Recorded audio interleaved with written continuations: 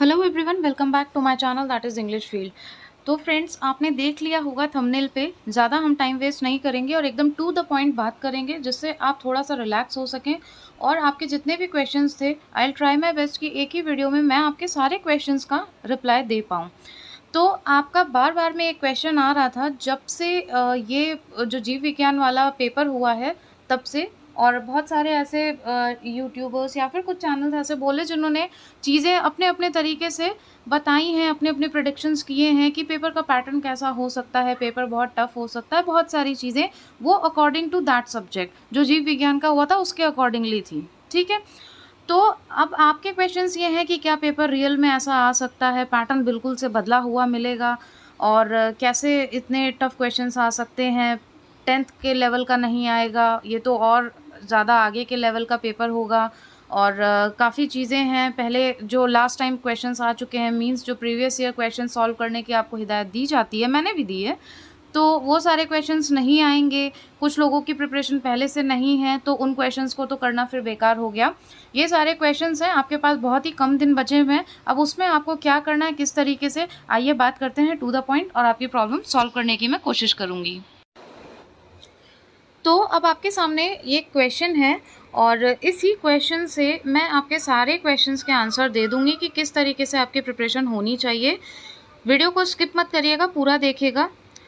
अब देखिए, क्वेश्चन है आपका, which one of the following theatre companies was owned by Shakespeare. ठीक है, शेक्सपियर ने ओन की थी।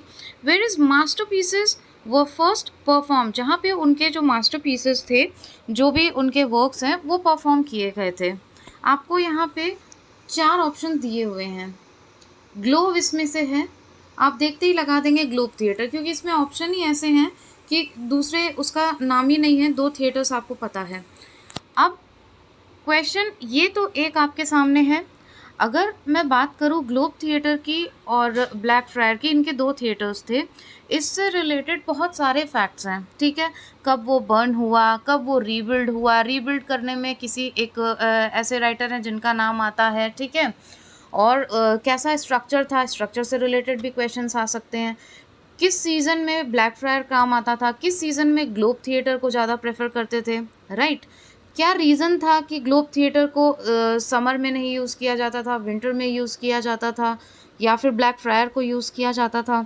तो ये सारी चीज़ें आपकी क्लियर होनी चाहिए। क्वेश्चन कहीं से भी बन सकता है, क्वेश्चन नया नहीं होगा। इस चीज़ से आप बिल्कुल एकदम टेंशन अपनी क्लियर कर लीजिए कि क्वेश्चन कोई नई तरीके का नहीं होगा, उसका पैटर्न पूछने का डिफरेंट हो सकता है। हो सकता है आज से पहले कभी नहीं पूछा गया हो कि कौन से थिएटर में कितनी स्पेस थी, किसका स्ट्रक्चर वुडन था, कौन ओपन था, कौन सा थिएटर क्लोज था। बहुत सारे क्वेश्चंस फ्रेम होते हैं, तो इस टाइप के क्वेश्चंस आ जाए, you never know, but you should be aware of the fact.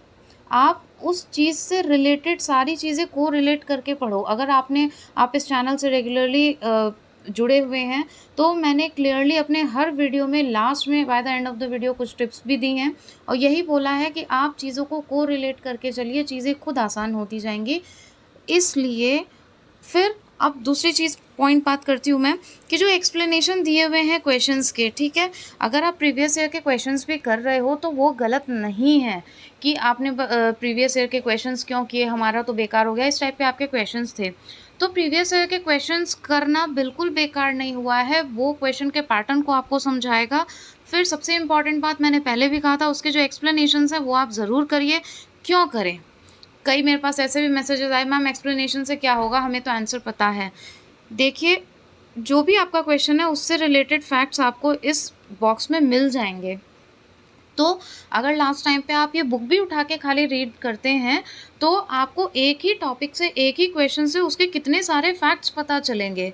So for that this is very important. और जो घटना चक्र है उसको मैंने पहले भी प्रेफर किया था, यूथ है, इन सारी बुक्स में ऑलमोस्ट सारी चीज़ें दी हुई है पॉइंट वाइज। अगर आप ठीक से स्टडी करते हो तो आप अच्छी खासी थ्योरी प्रिपेयर कर सकते हो, या फिर बहुत सारे लोगों ने कर भी ली होगी।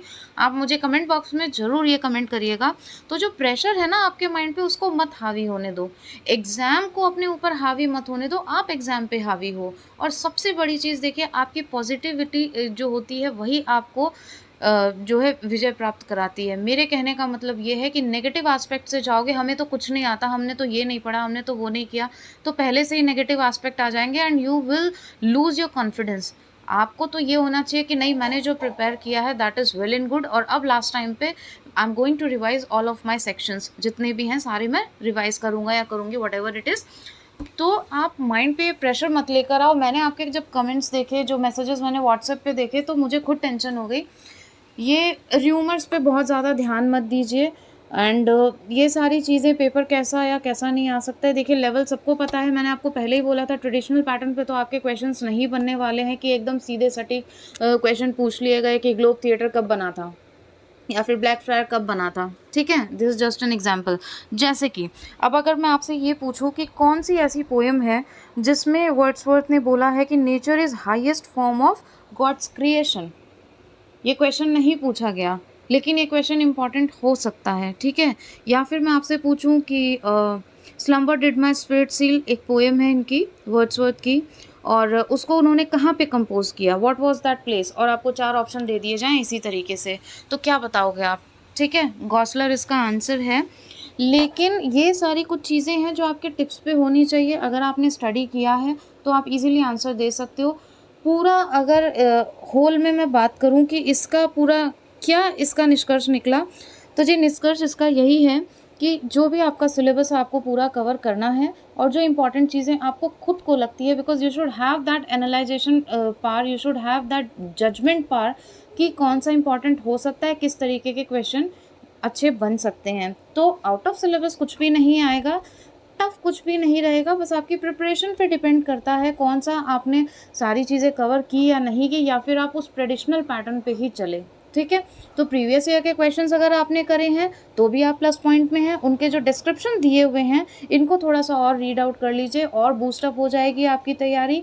कोटेशंस बहुत सारे लोगों का था कि कोटेशंस हमारी प्रिपेयर नहीं है या फिर क्रिटिकल कमेंट्स प्रिपेयर नहीं है, तो क्रिटिकल कमेंट पे मैंने वीडियोस बना रखे हैं, वो अगर आप कर लेते हो तो उसमें से आपको आराम से मिल जाएगा। आप एक बार जाके प्लेलिस्ट में ज़रूर चेकआउट करना। और बाकी क्रिटिकल कमेंट और प्लेलिस्ट पे क्रिटिकल कमेंट्स और जितने भी कोटेशंस हैं इंपॉर्टेंट, उन पे मैं एक वीडियो बनाऊंगी, तो जल्दी आपको ये वीडियो मिल जाएगा, तो उससे आप देख के भी प्रिपेयर कर सकते हो। बाकी अगर कोई भी आपको प्रॉब्लम आती है तो आप बताइएगा मुझे कमेंट बॉक्स में, I try to solve it. लेकिन पेपर का बहुत ज़्यादा प्रेशर मत लीजिए कि बहुत टफ आएगा, चीज़ें इन्हीं में से आएगी, कोई अलग तरीके के क्वेश्चन नहीं आने वाले हैं, बशर्ते आपने उसको स्टडी, आपकी ऑब्जर्वेंस कितनी रही है उसमें, वो मैटर करती है। Thank you so much.